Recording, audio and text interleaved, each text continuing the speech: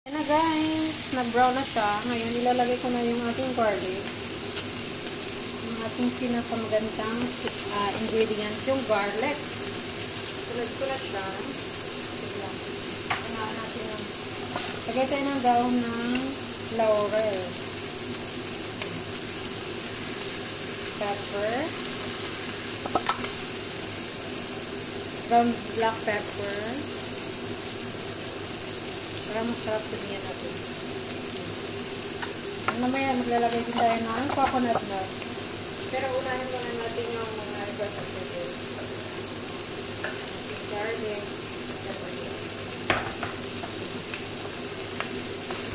Haluin ko lang siya. Para matutulid ng ating garlic.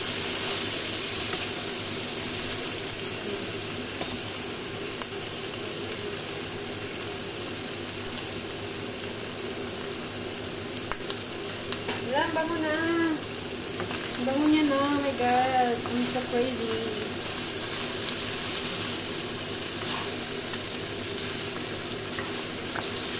Oh my God. Look at that view.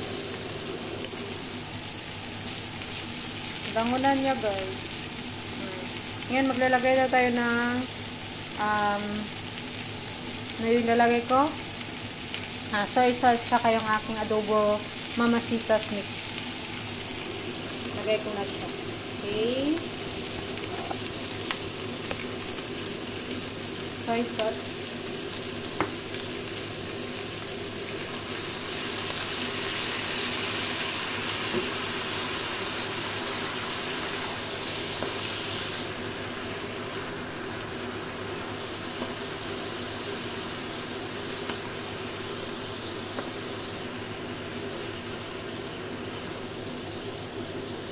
Tapos, lagay ko yung mga sita.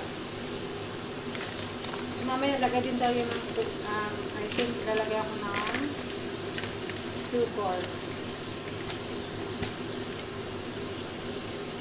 Lalagay ako ng sugar. Gawin natin. Kaya lasa nito. Lasa adobo. Lasang adobo. Ala Merlin.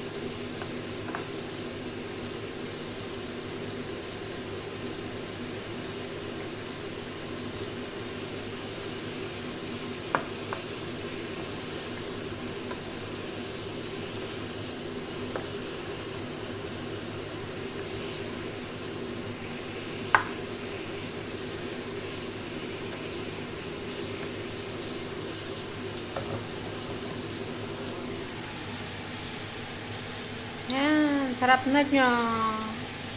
Bango na guys. My God. Nilagay din ako ng konting oyster soy sauce.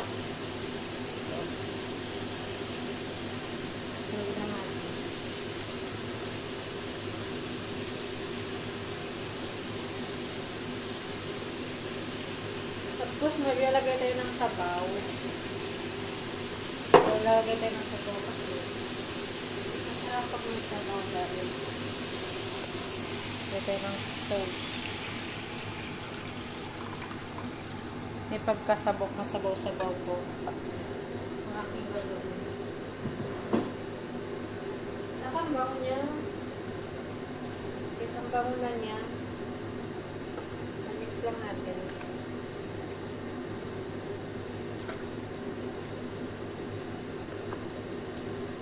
Okay. Sayaan natin siya na maluto. Okay guys, doon lang muna, mamaya ulit. Thank you sa panonood. Lagyan ko na siya ng coconut milk mamaya bago siya maluto.